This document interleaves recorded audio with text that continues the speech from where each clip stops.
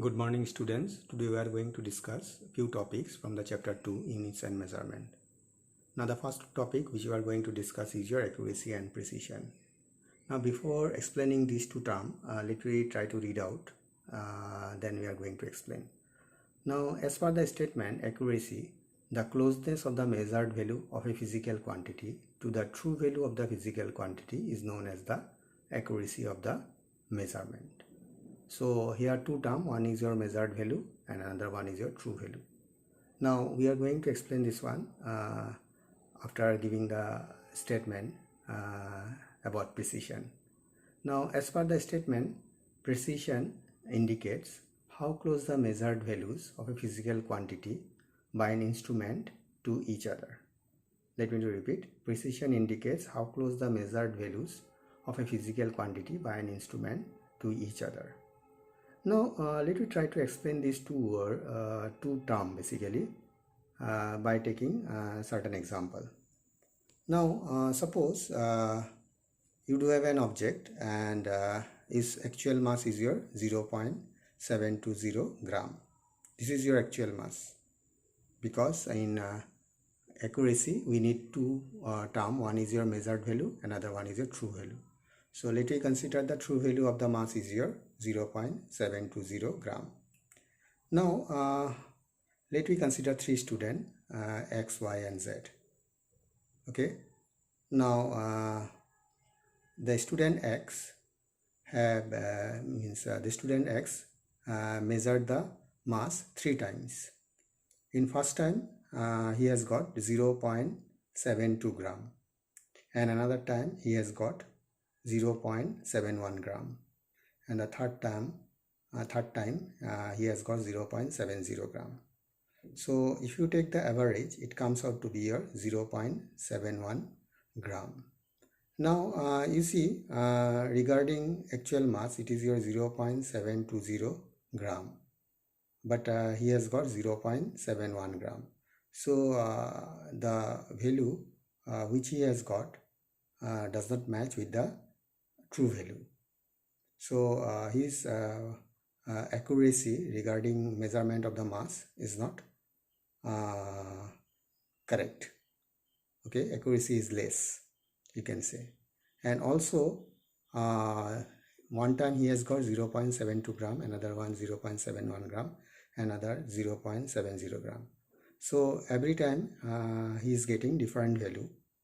So it is not that precise. As per the definition, precision indicates how close the measured values of a physical quantity by an instrument to each other. Now same object measured by different student Y, and he has got 0.716 gram, 0.715 gram, 0.714 gram. So now you see he has measured 3 times. Basically Y has measured 3 times. Similarly X has also measured 3 times, but the difference between the any two value, if you consider first and second, the difference is quite high in case of X than in case of Y. So you can say that Y is more precise. Okay.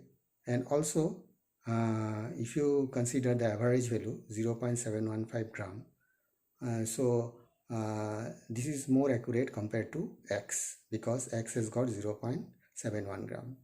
Similarly, if you consider Z, first time he has got 0.720 gram, second time he has got 0.720 gram, and third time he has got 0.721 gram. So if you take the average, it comes out to your 0.720 gram. So out of these X, Y and Z, definitely Z is more accurate because his average value is almost equal to the actual value. That's why he is more accurate.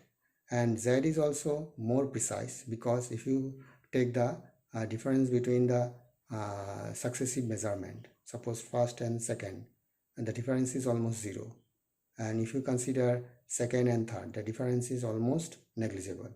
So you can say that Z is more accurate and precise compared to X and Y. And if you consider X and Y, Y is more accurate and precise than that of x.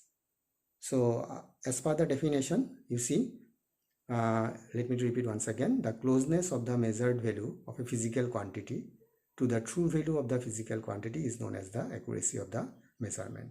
And here the true value is your 0.720 gram, and this comes out in case of Z. So Z is more accurate. And regarding precision, precision indicates how close the measured values of a physical quantity by an instrument to each other.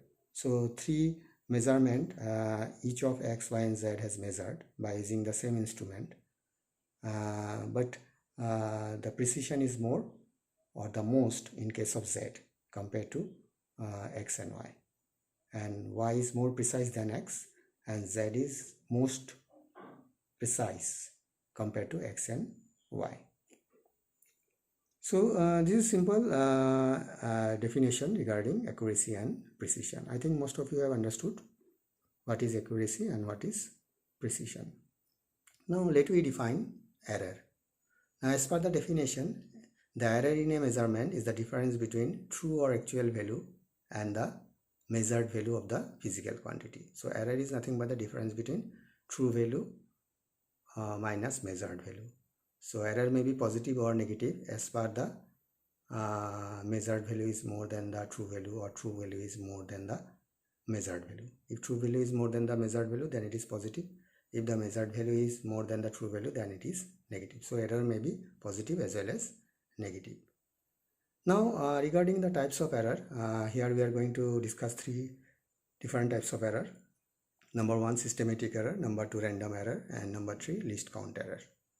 Now systematic error, let me read out. The errors which occur according to some definite pattern. They occur along one direction, either positive or negative.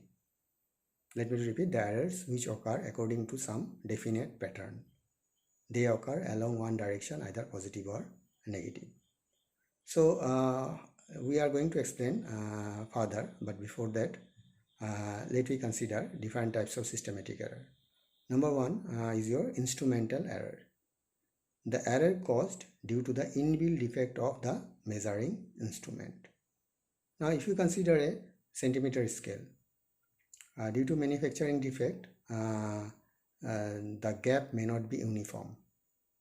So if the gap is not uniform, then definitely every time you will get error whenever you are going to use that instrument to measure the length. So that is what is your instrumental error. The error which you are getting here may be every time if the gap is more than the actual gap, then definitely every time you will get error, and the error is here you will get plus minus definitely. Now this is your instrumental error, and this is due to the manufacturing defect of the instrument. Now next one is your personal error. These are the errors in the measurement of the physical quantities due to carelessness or limitation of the observer.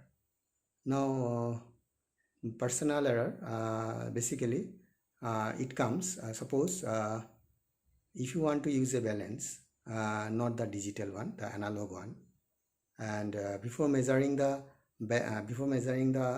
weight of an object or the mass of an object, your first job is to make the balance of the pan of the beam, is not it?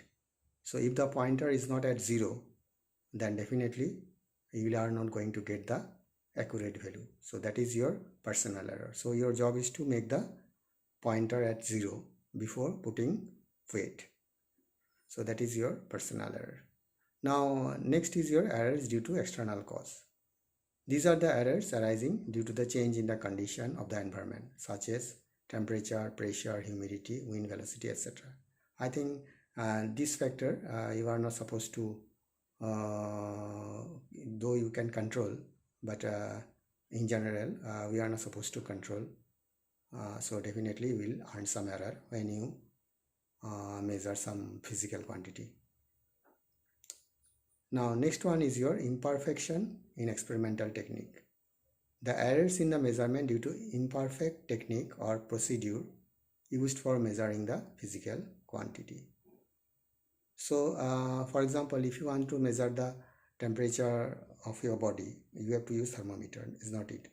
Now if you don't place the thermometer in proper place, then definitely you are not going to get the exact temperature. So that is your imperfection in measurement technique. Now next one is your random errors. So systematic error, you will get maybe one factor is your instrumental error, second factor is your personal error, and third factor is your errors due to external cause, and fourth factor is your imperfection in experimental technique. And next error is your random error. So you have understood the word random, that is your arbitrary. So random errors are those errors which occur irregularly due to unpredictable changes in the experimental condition. For example, if you want to measure the diameter of a wire, you have to use the screw gauge. Now if you measure the diameter, there may be the possibility that every time you are going to get the different values. This may be due to the non-uniformity of the wire. So this type of error is known as random error.